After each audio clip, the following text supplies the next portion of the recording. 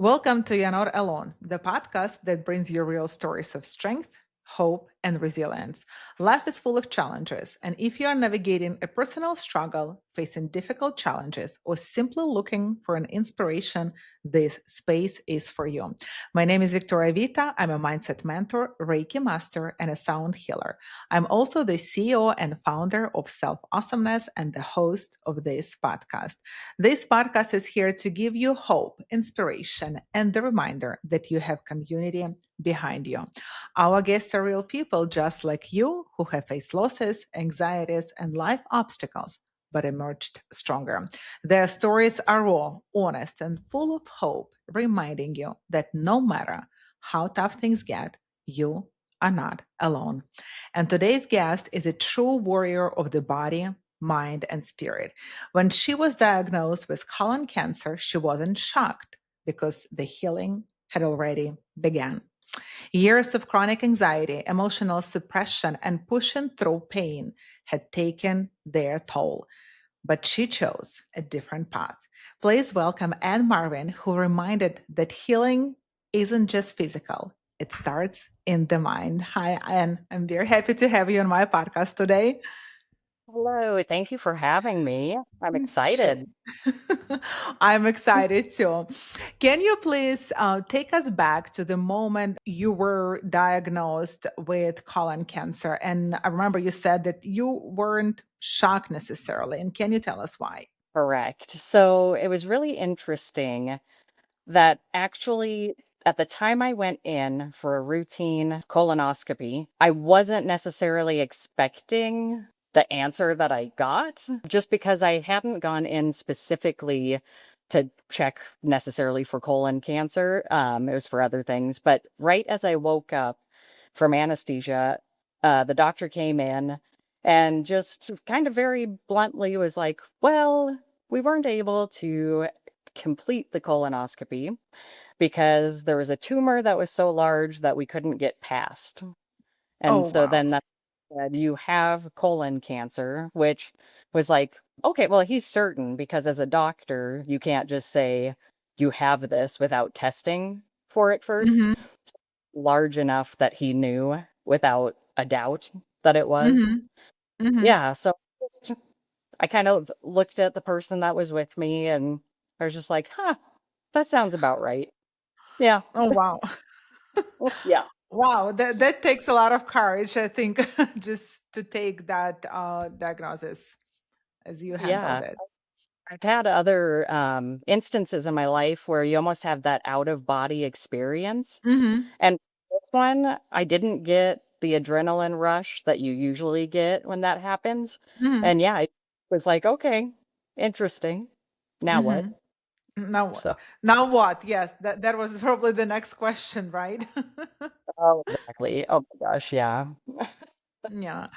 But what do you remember, like the feeling? What did you do next? Like your awareness, it is, I think you mentioned it was kind of piece of possibility of dying. I think that's the phrase that you said before. So, Mhm. where did that inner awareness come from? So it was more of just a knowing that I was going to be okay. Hmm. Um, Which was kind of odd. Just I because think it's in the you don't neuro. you don't think that you get that information and then you're just like, "Oh, okay. Well, that's alright." Hmm. Never had any thoughts of, "I'm gonna die." Hmm. However, in in the background now I know it changes when if you're actually on that path and you know you're gonna die, like, Hmm. sooner than later. But, yeah, it was just like, I'm not gonna die from this. So, Hmm. it and for whatever reason, I just didn't freak out, just kept rolling with it. It was Hmm. just a no. Yeah. Yeah. And you also mentioned that you were already on your healing journey. What exactly where you were at that moment in time in your healing journey? So, I was actually on a pretty level ground. So, Mhm. I had gone up this huge mountain. You had mentioned that I have some major anxiety, like generalized anxiety disorder and even a little bit of OCD along Mhm. with depression. And so my whole life, it's just been a struggle of it's sometimes just waking up in the morning, you're like, "Ugh, I don't wanna go to work," or I don't wanna eat Mhm. I don't know, anything. You just don't wanna do anything. Um, so I had been going to counseling, I had gotten on medication, so Mhm. anti-and anti-anxiety, and I actually at one point was like, "I have got to see a psychiatrist," which to me, you say that word and it kinda has, like, this scary sense about it. It's Mhm. almost like you're admitting and I hate to say this for anyone else, I mean, obviously, I went to a psychiatrist. Mhm. You almost feel like, "Oh, no, I must be crazy if I'm Yes. going to a psychiatrist." However, I know that the difference between a going to counseling and going to a psychiatrist, the Mhm. psychiatrist looks at your medication, and that's really what you're focusing on is trying to get you on the right levels of whatever medications you're Mhm. on. And it took forever, months and months and months, because it takes like 3 months for something to kick in and actually see Mhm. what the effects are. So, did that, finally got my mood leveled, and it actually really helped with the OCD of Mhm. ruminating over thoughts constantly and just thinking about things Yes. over. I had pretty much had that handled. My life was feeling pretty darn good. I've gotten into a space where spiritually, I was spiritual before, but I really opened up my mind Mhm. to different things that I might have thought were just kind of woo woo out there crazy, but I, things worked Like you mentally, emotionally. knew, right? So like I know it's truth, and that's it. You cannot explain how you know. You just know. Exactly. Yeah. So spiritually, I was in a good place and I knew that I had a lot of support. Mhm. Mhm. So I was And doing pretty well. And you worked with a wide range of healing modalities, right? You've tried, as you said, psychiatrist, you went to psychiatrist, you went to therapy, yoga, sound healing, biofield tuning, acupuncture, meditation. So it looks like you've tried all available modality that you could find. Which one felt most transformative for you? That's a good question. I actually wrote down every single thing that I've tried. Oh, you And, did. yeah, I did. I was like, I have to go through this in my brain because I can't Hmm. just, because there's so many things. Um, so the basics, really. Basics would be first getting on the medications because what I was Hmm. doing in counseling, all the behavioral therapy that they were trying to get me to do, which I was Hmm. doing, it just my anxiety was still so high that I couldn't Hmm. function well. So medication, which Hmm. I don't push like, oh, just get on medication, but it Uh-huh. worked for me. So Hmm. medication, um, sleep, because I Oh. knew, yeah, because I have like a ton of body pain, like especially chronic body pain. And I was like, my body, so I have insomnia too, Mhm. anxiety, insomnia. Yes. Uh, so I knew that if I got more sleep, it was going to help to heal my mind and my body. It was just going to help that much more. Mhm. That is still that one I teeter totter on still. Um, so once again, I try to only take Z-Quil for Mhm. and I don't like to do it, but Mhm. it's the thing that kind of shuts my mind up a little bit so I can then Mhm. fall asleep. But Mm. once again, here's another medication. They gave me amitriptyline, and that worked like magic, but the side effects are not great. Oh, I Uh, see. yeah, and so I was like, I can't regularly take this. Mhm. Like, basically gained 15 pounds from taking it. Oh, It wow. changes some it changes something in your brain where you feel like you have to eat constantly, Oh, wow. and Yeah. very odd. So, anyways, that did help, so I'm kind of like Mhm. I don't get another major bad side effects if I take it on and off. So Mhm. I asked my psychiatrist if it was okay if I just took it when I knew I needed sleep the night before or Mhm. something. And they Mhm. said, yeah. So that has really helped. Um, counseling, Yeah. No, yes. counseling. Already talked about psychiatry, meditation, Mhm. and if we're going into the physical, because I haven't mentioned much physical, um, Mhm. I've gone to physical therapy on and off my entire life, but the most recent thing that has been helping, it completely cured my neck pain, Oh was wow. The Mackenzie method, and Mhm. it's on What? the spine. So Okay. what they What's that? We need to know now. Yeah. So what they do, I mean, I can't get, like, too deep into it because it's so oh, like, you'd have to know kinesiology and the muscles and Mhm. where they're at and all that. Um, so what they do, they give you exercises to do. So let's say you have this broad area of pain. What they wanna Mhm. do is that they give you these things that you're supposed to do. The pain starts to shrink down to a smaller spot. Here's the thing, Mm. it doesn't feel good Oh because yeah, now and it, you're like, now it's concentrated in this little tiny uh-huh. area, and they get it to a one, like, little tiny area, and then it kind of just disappears and goes away.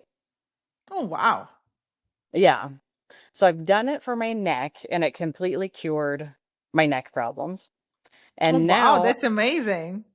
yeah, now I'm working on my low back and my hip, and Mhm. it is starting to bring it, more central and getting kind of smaller, but I'm still in that in between phase where I'm like, "Okay, Mhm. this still sucks, but But it's you gonna know, help." you saw the results on your neck, so you kind of feel probably more inspired by the outcome of not having pain. Yeah. Yes, exactly. Yeah. And then the other thing, just to kind of, like, brighten my mood, I guess, is the spirituality aspect Mhm. of things.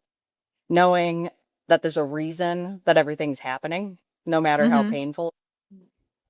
And it's Yeah. really for moments like this when you get to talk to other people and say, "This is what I've tried, and this is what worked for me. So if you're out of ideas, look into maybe this or this, and just don't give up."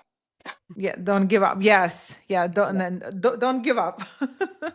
And Mhm. what I really like what you said about sleep because I think this is kind of our natural rhythm, like our body's natural rhythm, but we try to shrink it to a very short period of time instead of Mhm. really spending time to sleep. So because sleep is an activity as well, and relaxing and resting is a verb and action too that we need to take in order for us to function properly. Yeah. Exactly. Mhm. Agreed. Mm, yeah. What were the hardest parts of your healing? Like, was it physically or more mentally and emotionally? Definitely mentally, Mm-hmm. because as I've started to heal mentally, the physical healing comes a little bit afterwards. So it's kind of a snowball effect. Mm-hmm. Mm-hmm. Uh, then really, like if we go into counseling, so EMDR. So it stands for eye movement desensitization and reprocessing. Mm-hmm. Now, Oh. I think you know about this, right? Mm-hmm.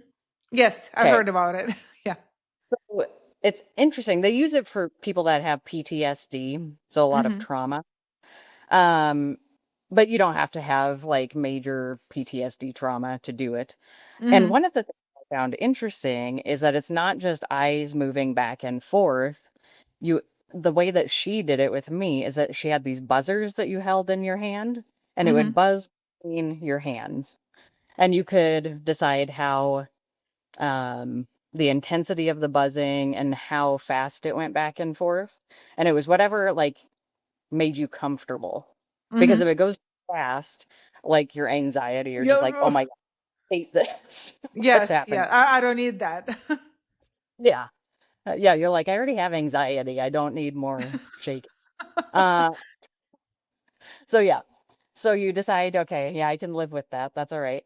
And then they walk you back through whatever trauma it is that you Mhm. experienced, and they really go into the emotions that you're feeling, and I'm Mhm. not a big crier, and even in Mhm. counseling, like, and truthfully for me, that's not necessarily a good thing because I think that's another way of reprocessing, Mhm. your emotions and I guess rewiring in your brain as well. I think I recently heard that.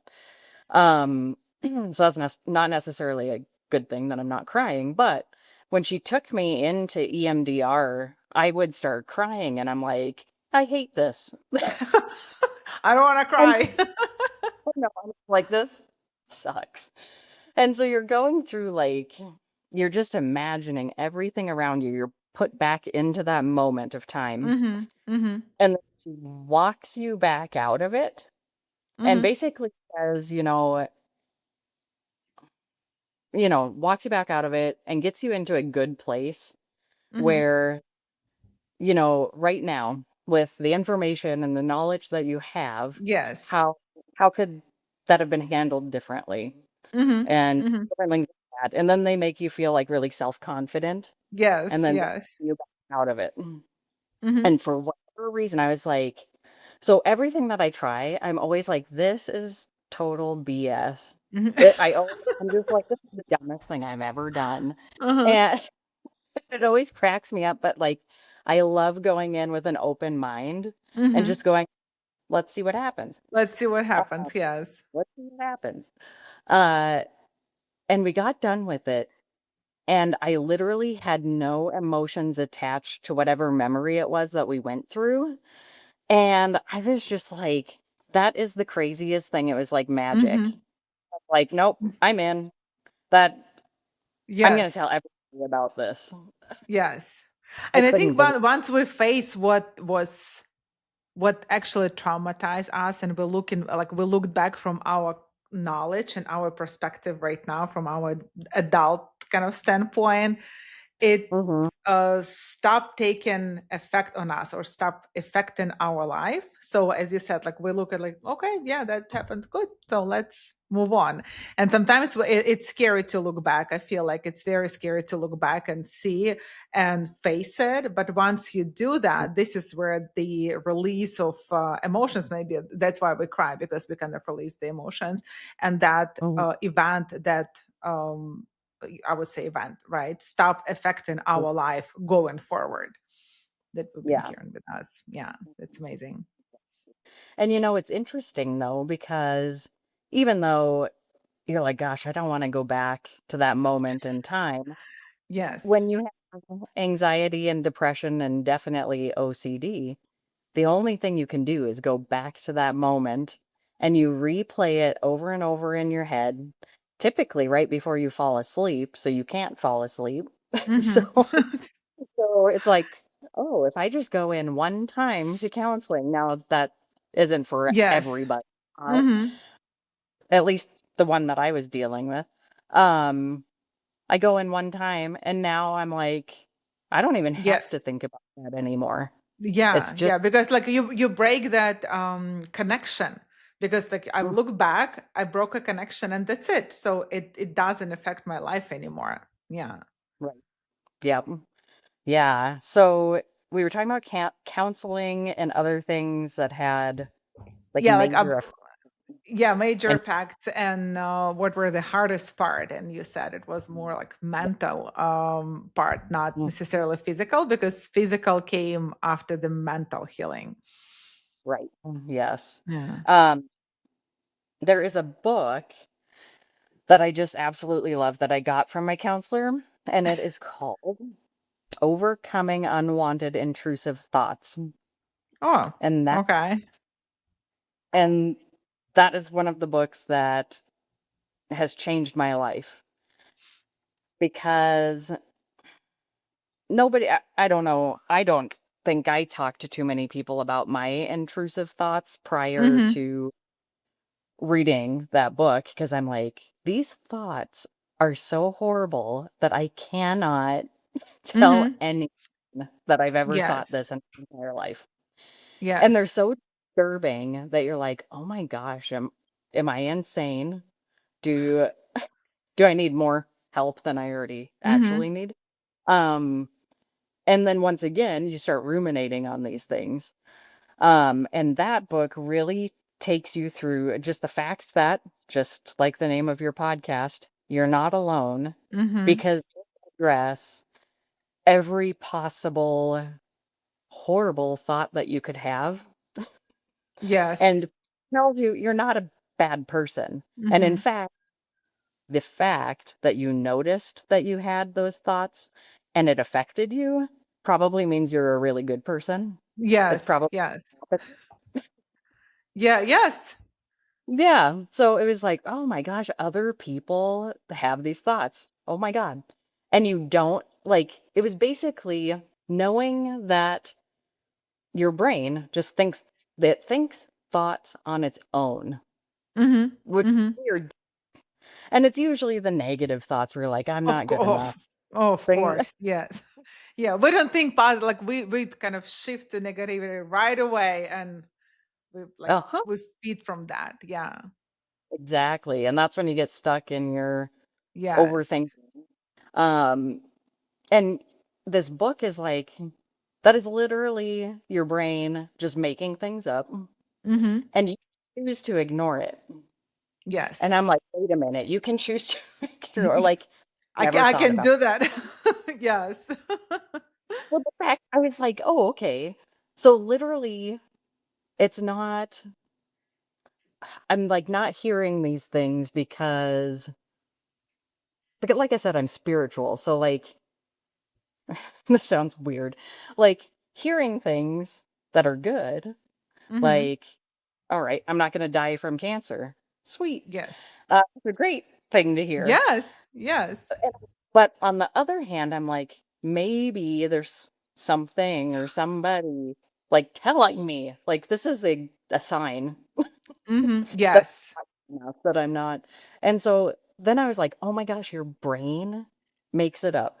Yes. Yes. Blue freaking mind. And I was like, okay, well, that's insane. So Yeah. and it gives you different things to do to break out of these cycles. Mhm. And Mhm.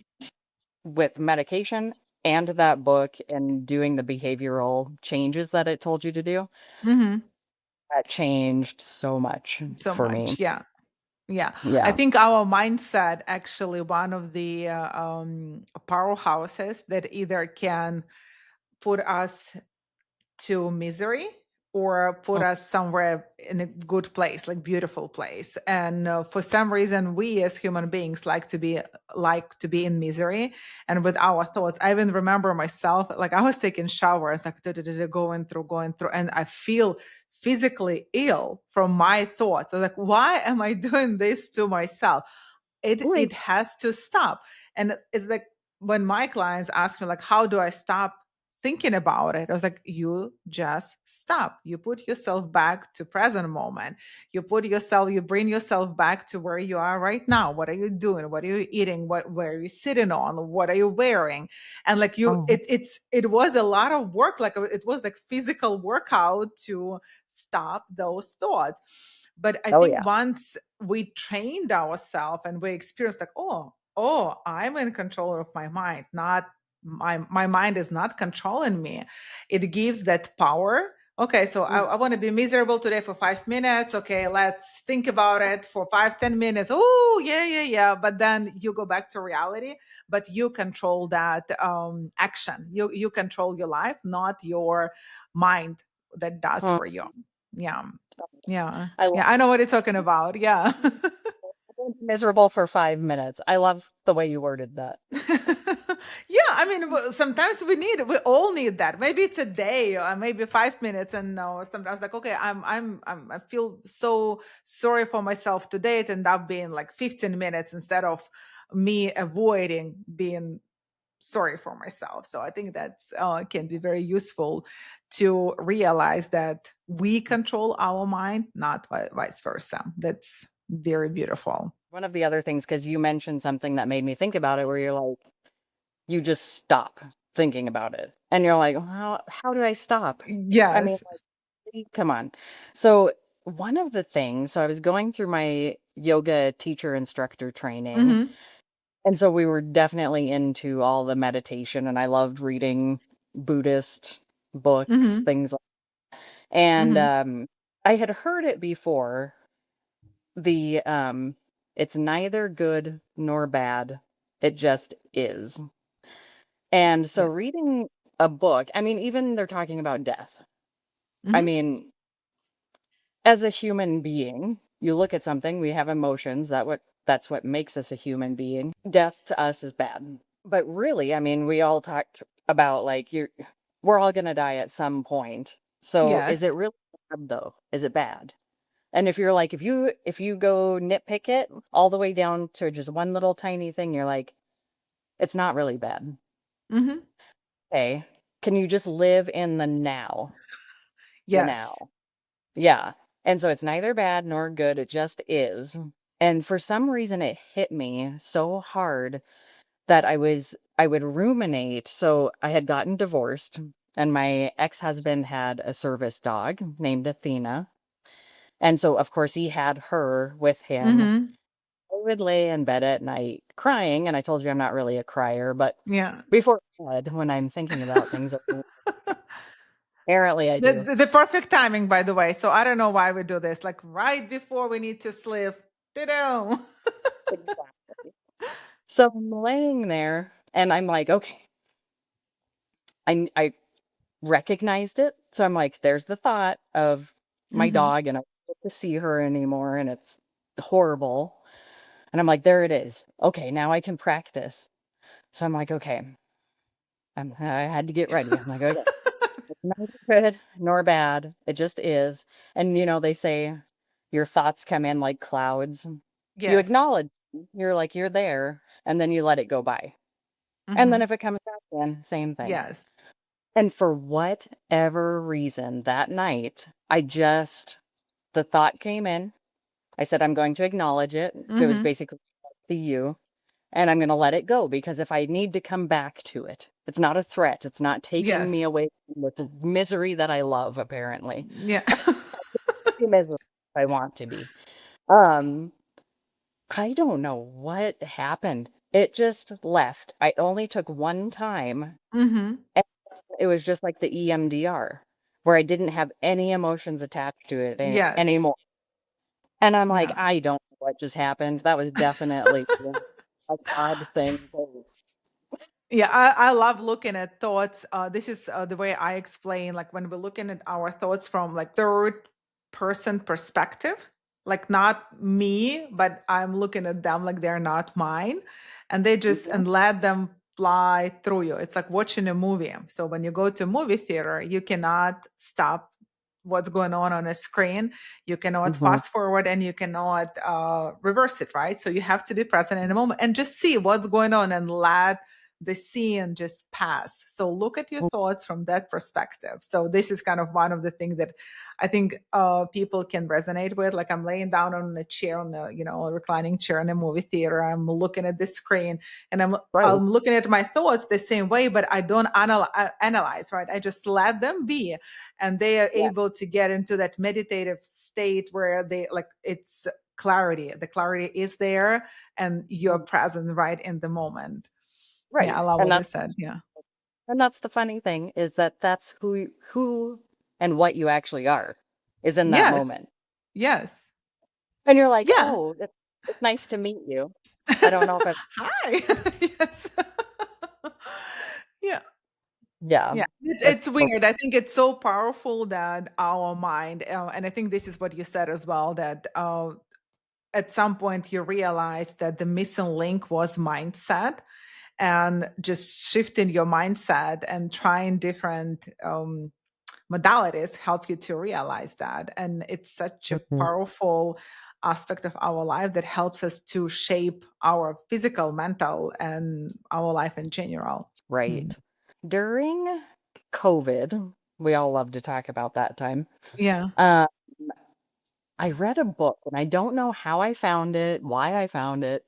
It was called Tuning the Human Biofield by Eileen Mhm. McHugh, and I read it, and I'll use the word resonated because that works very well with vibrations, Mhm. because it's about tuning forks and tuning the energy field around your body. Mhm.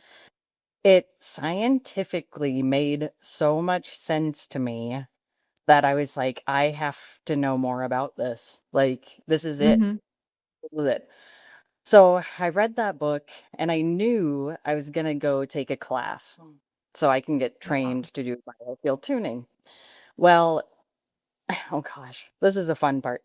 So I signed up for the training, and it was gonna be online, Mhm. and literally so I had gotten diagnosed with cancer, December of 2023, and then I was supposed to start my class January of 2024, and I'm Oh, like, "Well, wow. that's not happening," because I had like, right at the beginning of January, I had my surgery to Mhm. remove part of my colon. So I'm like, "Okay, well, that's not happening." So I had to reschedule and do all that. Um, so anyways, I'm healing after my surgery. So I'd had to be put under for a colonoscopy, the first one, for surgery, and then I Mhm. had to have a colonoscopy.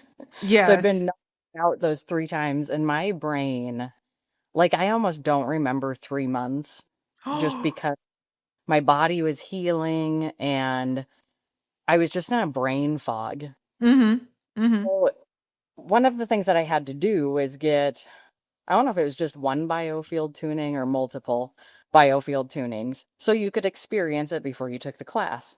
That's the funny thing. I never even experienced it, and I'm like, "I'm doing this." So, like, Yeah. I know it's work, I don't know. I don't know why I was so sure. But, You knew, like, a lot of things you just knew, looks like.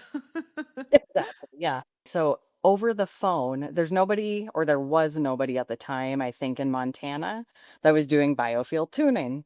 So I'm like, "Okay, well, I'll sign up on the website for biofield tuning. Mhm. You can do it over the phone." Once Okay. again, my BS meter was like, "Oh, no. This is all the way total BS, total BS." Yes. And I'm like, "Okay, open your mind Mhm. and body." Let's see what happens. Let's see what happens. And I always, once again, have a sense of humor about it. I'm just like, "I can't wait to see what happens." Mhm. So, I'm lying down in a room, and actually I decided to kinda lay down on my stomach, and which was fine. Like, I didn't know whether it was fine, and I was like, "I don't give a crap if it's fine or not, Mhm. because 'cause I'm Yeah. just kinda stretching out." And this gal was from Hawaii, and so she's Oh. doing this tuning, and she's doing part of it, like, around my heart chakra. Mhm. Um, and really, it was really interesting. It was like she was telling me to imagine this light coming from the back where my heart Mhm. is, out front of my chest, and then flowing around me through the biofield and then back through the back. So it's like a Mhm. self-refilling battery. And just like accepting love into your life. And I'm I'm not in, it's so weird. I'm not into the touchy-feely stuff. So I'm like, Uh-huh. "Oh, God, okay." And I'm like, "Okay, I'm open. Yes, I feel love." And I for feel love, I whatever, give love. What else? I know. But for whatever reason, when she did that, literally my body lit up, and it was like I could feel every cell in my Mhm. body lit up. And I was like, "That is so crazy." And she also was working on the sacral chakra, and I actually literally felt heat in Oh, that area. wow. And I'm like, "What is happening?" Like, I didn't think I'd feel anything physical. Mhm. Mhm. It was the, Wow. and I was like, "Holy crap." Okay. Once again, I believe. Mhm. But the thing that was super crazy about it was the next day I went to work, and I had been going to work at this point in time, but I had just been very ugh, Mhm. flatlined. Ugh, I'm just going through my day. And then finally I was back to like joking and laughing and just being my normal weird Y Uh-huh. self. And I was like, oh my god, like, I am back to being myself. It literally happened overnight, and I had Wow, energy, and that's I mean, amazing. lasted I mean, I don't even know when it started to go down, but Mhm, mhm. I'm like, "Holy ma" I mean, like, my body was ready for it.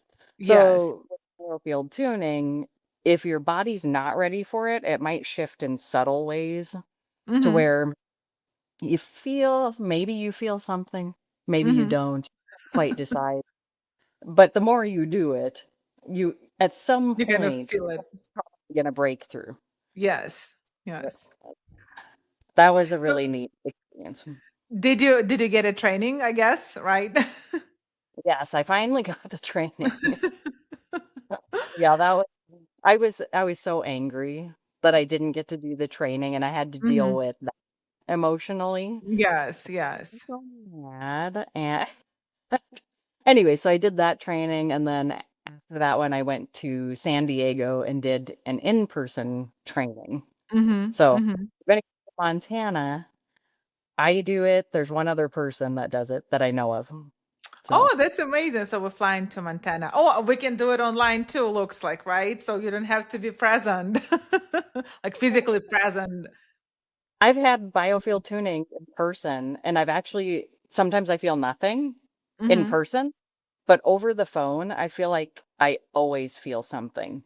It's very odd, but not Because I everybody. think it's all about energy and frequency, right? So this is what happens with Reiki too. I can do an online session, and it's an Mhm. intention, and there is no time for energy, right? No time and space. So it's just there, and we just help people to feel better. Yeah, and I think it works the same way. Yeah, it sounds amazing. Yep. Yeah, Yeah, and I that. think the reason it works better distance for me is because, well, first off, the ones that I've done are over the phone, not even Zoom. So you Mhm. can't see you. So you don't have to worry about that. You can like whatever weird position You can do whatever you want. Yeah, yeah, yeah, yeah. I love that. in whatever weird position you want. You can be in your pajamas, you can be comfortable, Yes. and you have to listen to them. You can't just sit there and watch what they're doing or Mhm. you have to listen to them. So basically, you're present when something is happening, not yeah. Oh, no, yeah, yeah, yeah. Actually, yes, I can see why. Yeah, I can Mhm. see why. Yeah. Yeah. Oh, that's amazing. That's amazing. So, Mhm. what do you want people to know, especially those who are struggling with illnesses, physical, mental, anxieties, about what's truly possible? Tenacity. Like, keep, like, going after something that's gonna work for you, because 'cause you're Mhm. gonna get offers from all sorts of people, and sometimes you have the money and sometimes you don't. That's the thing that sucks. Because there's a lot of Mhm. things that I like, but I'm like, I'm gonna put it to the side if it didn't work really well. So but just keep pushing because the thing about the anxiety and depression well, first off, if you're depressed, you're like, "Okay, I don't wanna even get out of the house, like, Yeah. I don't wanna doctor and talk about my problems." Mhm. And I don't Mhm. I hate to say this, like, I'm very wary of doctors as well, so you have Mhm. to advocate for yourself. Like, if you think something that they say is weird and you're like, "I don't know that I agree with that." Don't Yes. just don't just go, "I don't think I agree with you," and then leave it at that. Go research. Mhm. Okay? That's Mhm. major research, to see if how you're feeling is the truth or maybe it's not. But I don't I don't like to listen to doctors. Sounds awful. Um, but in order for me to get my crap together, Mhm. I had to push myself to go and do these things. And Mhm. don't think that is possible. You're like, I've tried this and I've tried this and it doesn't work. Well, literally for me, the only thing that got me out of the the mud was, and I hate to say it, is the medication. Mhm. Mhm. Some people it is, and for some people it's not, but it was. So that got me out of the mud, so then I could work with, like, Yes. my counselor and everything and actually have a clear head. Mhm. Mhm. with physical stuff. So I have been going to the chiropractor for like 15 years, either once a week or twice a week. Hmm. That's a lot. Uh, Yeah. so chiropractor, I've been to pain doctors. I've tried, it's called a soft wave therapy, and Hmm. that they use sound waves, and it Hmm. literally like goes into you, Hmm. and it can actually be kind of painful. Your muscles kind of tense, but then Hmm. it relaxes after a while. Feels good for a few days, and then it And comes then, back. yes. I've tried acupuncture, dry needling, cupping, visceral manipulation, which was good, but it takes a long time. Hmm. Bi biophoton therapy. Um, yeah, thinking if there's I like that you wrote it down what you've tried. So, like, I think it's really good for somebody who really needs help to listen that it's not only one way. There are so many different ways to heal and try. And as you said, to see what works for you, right? And if it's to start with medication, find your doctor, right? So you said like it took you a while to find the one that worked for you. Just trust your intuition and look for the doctor that you will resonate with, right? So that the one whom you trust, basically. yeah, exactly. And if I go back, I've spent a lot of time on the mental emotional healing, Mm-hmm. which was the most important factor, I think, really, to get me where I needed to mentally be to take the news of having cancer so well. Yes. Yeah. Um, so getting, okay, I didn't even tell you the history behind getting to like finally figuring out I had colon cancer because I knew I had something. At the age of 26, I Mm-hmm. had the horrible experience where I was working in a lab. And so but to get out of the lab, you had to get out of your lab coat and take off the Mm-hmm. booties on and get around the corner to go to the bathroom. I'm getting into the things that I want to talk about. So I have a lovely emergency in the bathroom, but I was having horrible stomach cramps, nothing like I've ever had in my entire life. And a lot of what came out of me was blood. Oh, And wow. I was used to having like a little bit of blood, Mm-hmm. but the doctors kept telling me, oh, it's just hemorrhoids. And I'm like, no, I know what that looks like. Oh, wow. So I went to the doctor. So, like I said, around 26, 27. And I said, okay, I have a family history of colon cancer on my dad's side, like major Mm-hmm. stuff. Mm-hmm. So I said, what I feel like happened was that I had a polyp that like burst or Burst. something. Mm-hmm. I said, it was a lot of blood. And he's like, well, what color was it? Well, it was bright red. He's like, oh, then it's okay because because if it would have been black and tarry, like really dark, that's the bad stuff. But if it's Mm-hmm. red, it's fine. Okay. I mean, like, even at that point, I'm like, I still don't believe you, but like, Mm-hmm. yeah, like maybe something else will come up. Maybe it was just a Yeah. fluke. I don't know. Mm-hmm. So basically, I've known since 26, 27 that something Mm. was going. And then every doctor I had, you have to give them your family history. Yes. And I always mention, okay, when I go to the bathroom, there's blood. I know it's red, but It's not that red, it's different type of. I'm like, but the other thing is there's a lot. It's not just like a Mm-hmm. little. Okay. People kept pushing me off, pushing me off. I finally got so sick of people pushing me off that I kind of just like gave up on it. Mm-hmm. Just Mm-hmm. like, Oh, well, wow. eventually I'm gonna get a colonoscopy, because of age. Yeah. Uh, so what I ended up going to the doctor for was that I thought that I had restless leg syndrome. And he said, and I loved this doctor. Unfortunately, he left my area, so he's not my doctor anymore. Oh. Yeah. Was like, a lot of women are anemic, and that can make you have restless leg syndrome, Mhm, basically, or mhm. think. And I'm like, that's weird. Okay. So he's like, okay, so let's get you taking iron and we'll see how you do. Well, it takes like three Mhm. months to get into your system. So I take iron. Well, I didn't wanna, like, push it too far with how much I was taking, so I didn't, like, really super upgrade the dose. Well, then, okay, well, my blood count didn't go up. I was just a little bit above anemic. Mhm. Mhm. My blood count didn't go up too much from that. So he had me go on a higher dose for another 3 months. So went on a higher dose. That didn't work. I Oh, started doing wow. infusions, iron infusions, and this is where the problem started. Oh. I started having bathroom problems, like worse than Mhm. usual. Mhm. All of those were so gradual that that's why it wasn't like, "There's totally something wrong with me." It's like, Yes, "No, yes. so whatever." Well, I really started having blood when I would go to the bathroom, Mhm. and it was messing with my stomach even more. I'm like, "That's really weird." Well, I go back Yeah. into the doc another 3 months, and I think my blood count, red blood cells went up a little bit, but not a lot. And Mhm. he's like, "Oh, well, we need to see there's something going on internally that you're, like, losing blood." And I'm like, Mm. well, I know where it's coming from, because like, Finally, yes. Yeah.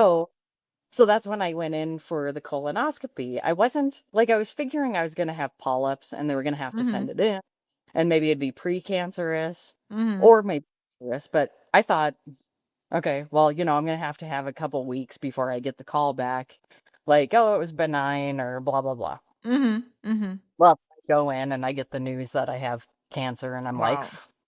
"Oh, Wow. okay. Well, let's just get rid of it, please. Thank you." And it was Yes. actually stage 3B. Oh. Oh, wow. Wow. Yeah, But and that's when I had to once again advocate for did it myself afterwards to whether I was going to do chemo or not. Mhm. So, somebody had told me about, ctDNA, which is circulating tumor DNA. Uh-huh. And if you don't have the circulating tumor DNA in your Mhm. blood, then you have less than a 10% chance of it recurring. And I asked my Mhm. doctor, well, not my oncologist. I asked the surgery. I said, "Am I correct in everything I looked at? Is that Yes. correct?" And they said, "Yes." Mhm. Got it. Because she didn't wanna straight up tell me, "Don't do Mhm. chemo." She wanted me Mhm. to look into it for myself. Yes, yes, kind of make decision for you. Mhm. Yeah. Yeah, for yourself. So, I've known a few people that have had cancer young. They end up doing, like, really rough Yes. chemo, end up getting cancer again, they go through it again. Yes, Mine yes. mine could have done that, and I knew there was a risk. My Mhm. CTD came back as negative, and I told my oncologist, I was like, "I don't wanna do chemo," and she was not Mhm. happy, Mhm. Yes. and, I just was like, and it was hard. I had to, and this is the thing, is that I had to have backup, like, support, a good support system, Mhm. Mhm. because we're gonna get opinions on it, and they're gonna be harsh. Yes. People are like, "Are you stupid?" Mhm. Like, Mhm. "Holy, I don't know if we can be friends anymore."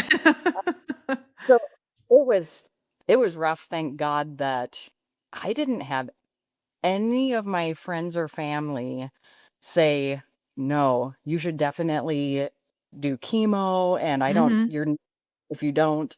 And I told them, all the research that I had done, and they were like, "Well, I mean, it's up to you." And Yes. so, coming up in February, I'll find out. I've been cancer-free this whole time. Mhm. Uh, February Congratulations. Yep, thank you. And then in February, I'll get my CT scan done again. Mhm. Mhm. Hopefully by that, it'll still be clear. 2 years is like the big hooray. Yes, yes. Yeah, congratulations. Yeah, this is amazing. But as you said, you were mentally healed.